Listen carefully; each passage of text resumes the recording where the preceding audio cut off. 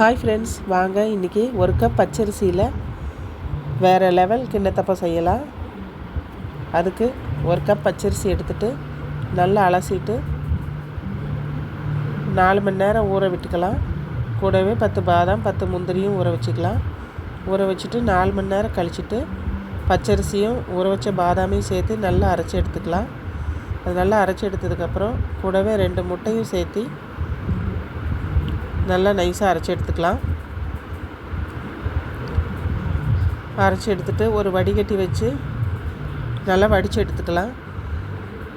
வடித்து எடுத்துகிட்டு அரை மூடி தேங்காயை அரைச்சி நல்லா ஒரு கப்பாக பால் எடுத்துக்கலாம்.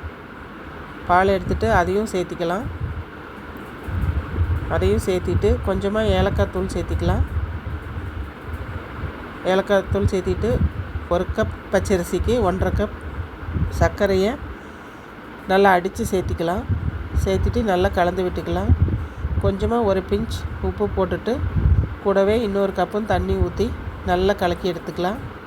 கலக்கி எடுத்துகிட்டு ஒரு இட்லி பாத்திரம் வச்சு தண்ணி ஊற்றிட்டு மேலே ஒரு பிளேட்டில் நெய் தடவி நம்ம கலக்கி வச்சதை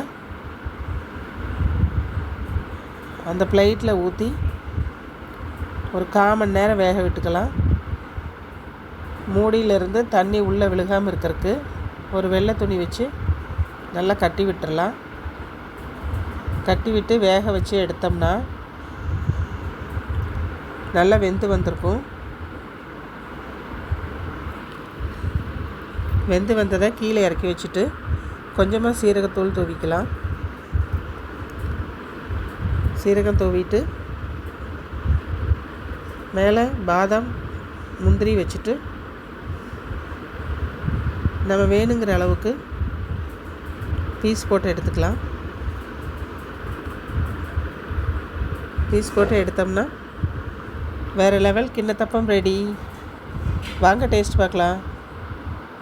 இந்த வீடியோ பிடிச்சா லைக் பண்ணுங்கள், ஷேர் பண்ணுங்கள், அப்படியே சப்ஸ்கிரைப் பண்ணிடுங்க. தேங்க்யூ.